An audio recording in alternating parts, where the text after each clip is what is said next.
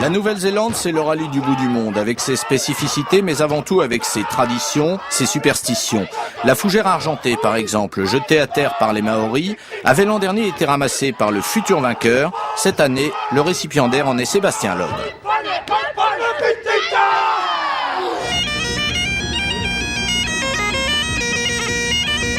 Il a plu la nuit dernière sur la première partie du parcours et si la musique, dit-on, adoucit les mœurs, elle n'a en tout cas pas le pouvoir de calmer les inquiétudes de l'équipe Citroën.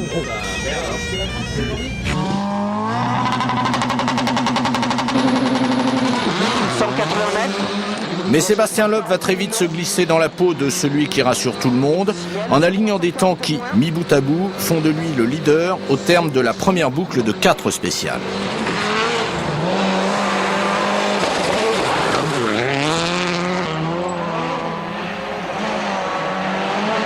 Pour François Duval, en revanche, le ciel est un peu plus nuageux, bien que, petit problème de frein, léger sous-virage, ce sont juste des dixièmes qui s'envolent, mais rien de bien grave.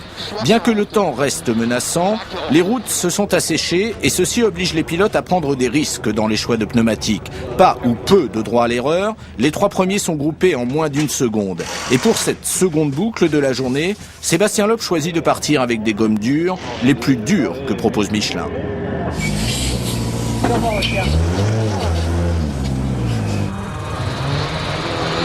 Et droite 140 moins 1000. Et attention, gauche au frein. Et les chronos vont immédiatement indiquer que ce choix est le bon. Kilomètre après kilomètre, en souplesse, Sébastien lâche les uns après les autres tous ses adversaires. Visualisation de cette supériorité du Français dans la 8e et dernière spéciale du jour.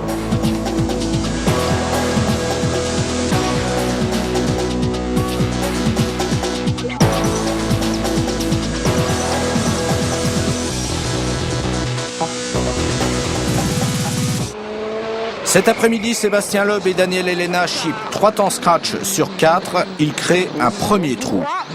Et droite 130 plus 1000. Et François Duval, lui, n'est pas en reste. Il gagne une place au détriment de Peter Solberg grâce à 3 deuxièmes temps consécutifs. 80 ferme, pas corde. Droite 40, pas extérieur, ok. Pour long gauche 40, tenir. 40. Sur long droite 100, tenir.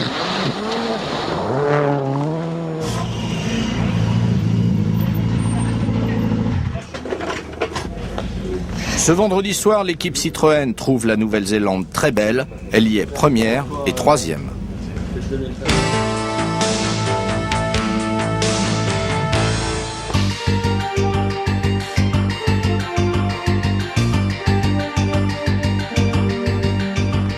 Cette deuxième étape du rallye de Nouvelle-Zélande se présente un peu sous les mêmes auspices que la première, avec des conditions qui plus est identiques, puisqu'il a encore plu durant la nuit.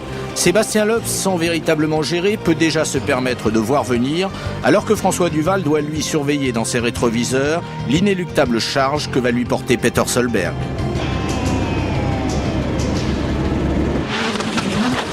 Et le premier bilan au terme des 19 km du premier chrono est excellent pour Sébastien Loeb.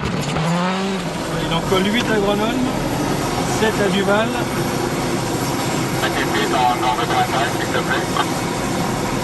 4,5 à Solberg. 100 mètres, droite 140 bon.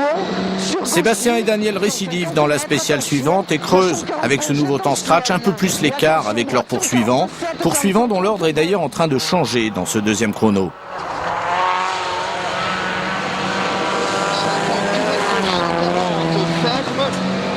Attention, gaffe, sur long droite à fond, 50, frein tenir droite pour sommet long gauche sans corde ferme, frein sans corde ferme, pour long droite à fond, 300, sommet 140, tenir droite en frein piège, pour gauche 120, ferme fort. François a voulu passer les intermédiaires. Parce que là, pour moi, Solberg est 1 seconde devant là maintenant. La suite confirmera que François Duval abandonne sa 3e place à Solberg et Guy Fréquelin, de son poste d'observation sur le terrain, suggère une explication. Il dérive un peu trop de l'arrière aussi. La suite de la matinée, sans l'accentuer, va confirmer la double tendance d'un Sébastien Loeb dominateur et sûr de lui, la plupart du temps,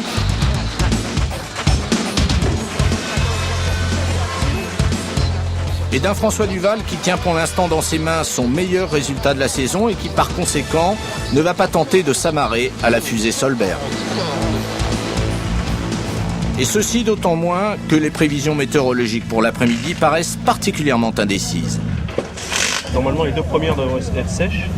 Et peut-être dans la dernière, l'eau risque de rattraper, mais c'est pas sûr. Ça va arriver. Et dans ce type de circonstances, le rôle de Guy Botlander, prévisionniste de Météo France, est essentiel. Et sa réactivité à ce moment-là de la course sera déterminante. Car en quelques minutes, on vient de passer de menace de pluie à après-midi entièrement sèche. Sébastien Loeb a suivi à la lettre les prévisions météo et s'est donc engagé dans cette deuxième boucle de 3 spéciales avec des pneus prévus pour terrain sec. Dans cette boucle, Loeb réalise 2 nouveaux temps scratch. Il est le meilleur performeur du rallye. C'est lui qui valide sur le terrain l'excellence de la prévision faite par Guy Botlander. Plus des verts. L'ancien pour 330 plus des verts. 180 mètres. Gauche 140 bon ciel. Ce qui est important, c'est que tu ne nous racontes pas de conneries le jour même. Et tu ne nous as pas raconté de conneries. C'est ça le plus important. Très bel après-midi aussi pour François Duval. Malgré des problèmes de frein dans le dernier chrono, il réussit à fortifier sa 4e place.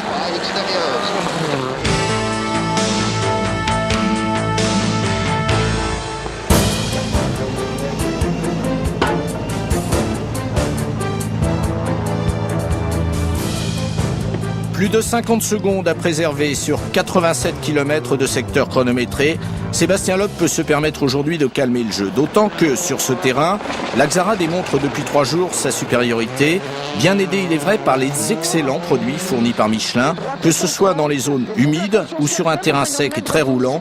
Les pneumatiques ont ici fait merveille. Sébastien n'a plus qu'à dérouler jusqu'à l'arrivée.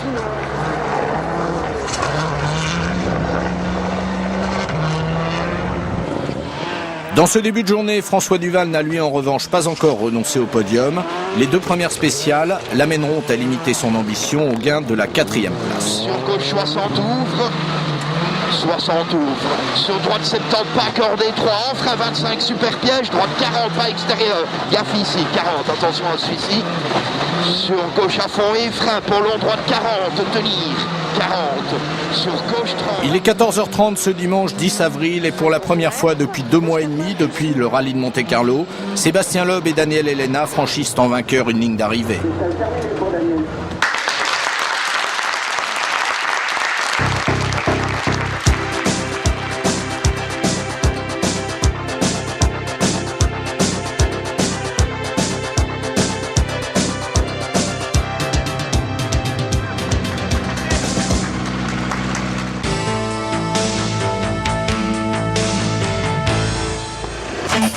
Pour la première fois de l'année, en terminant 4e, François Duval offre de gros points à son équipe et contribue à bien la replacer dans le championnat constructeur.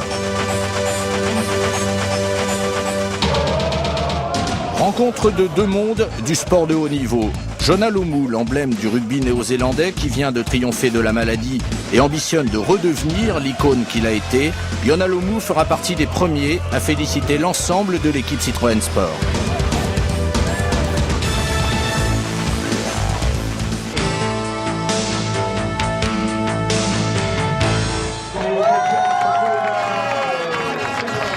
Il fallait à Auckland à la fois oublier le passé immédiat et restaurer la confiance. La mission est accomplie.